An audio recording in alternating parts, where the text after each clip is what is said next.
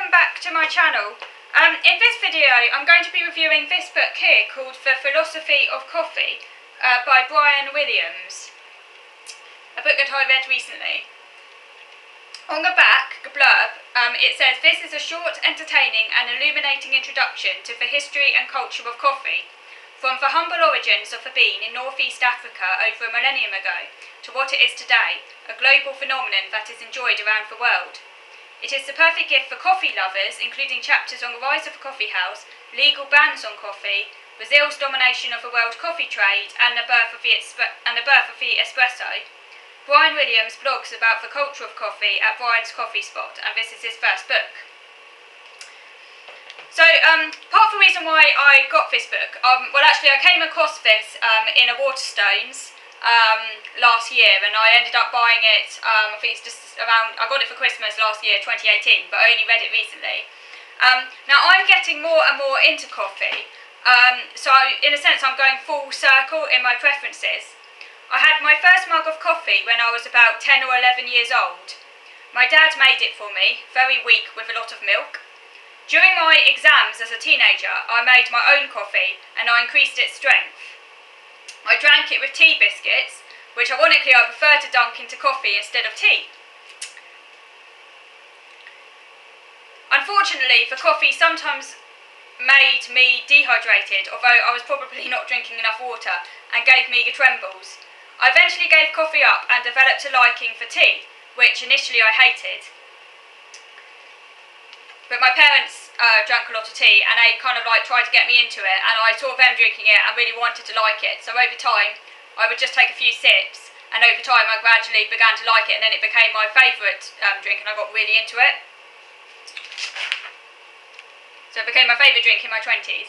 In my late 20s, I gradually started to drink coffee again, and it no longer affected me in such a negative way, although I will drink no more than 2 to 3 mugs in the morning. I bought this book for myself, as I say, last Christmas to find out more. Although it's called The Philosophy of Coffee, it's in fact more of a brief history with a few scientific facts interspersed in the text. On page 6, we're told that coffee is in fact a seed, as opposed to a bean. The seed is enclosed in a cherry-like fruit from a tree, known as the coffee cherry. Coffee was originally from Ethiopia, and Islam was behind the spread of coffee, as coffee drinking was often a part of Islamic religious rituals and ceremonies. The Sufi sect used coffee to help them stay awake in their nighttime ceremonies, and coffee could also help them to get into a euphoric state, therefore aiding contact with the divine. Coffee eventually moved from Ethiopia to Yemen, where it was first cultivated via the Sufi religious orders. On page 21, the history of coffee houses is discussed. Coffee houses took off in Europe by the end of the 17th century, and they were a place where information could be exchanged. They were known as the Penny University because the price of admission was 1 penny. However, women were banned from the coffee houses. Coffee eventually spread round the world, and by the 19th century, Brazil became the main coffee producer, a status it still retains today. The Portuguese originally introduced coffee to Brazil. On page 47, the book talks about how tea eventually became the main drink in Britain. Coffee houses excluded women, and coffee was not drunk at home because it was so hard to make before commercial coffee machines became available and before the rise of instant coffee. Tea was easier to make. The coffee trade was controlled by the Dutch and French, so Britain focused on the tea trade. The Americans, meanwhile, saw coffee as patriotic and tea as British because of the British tea tax. The tax on tea helped trigger a series of events that led to the American War of Independence. On page 72, the book tells us that the TV show Friends, which arrived in the UK in 1995, popularised the coffee shop. Starbucks took off in the UK in 1998, and Starbucks follows the American model in layout and service. Starbucks is what's known as a third place. This describes somewhere beyond work and home, where people could gather informally as they do in Friends.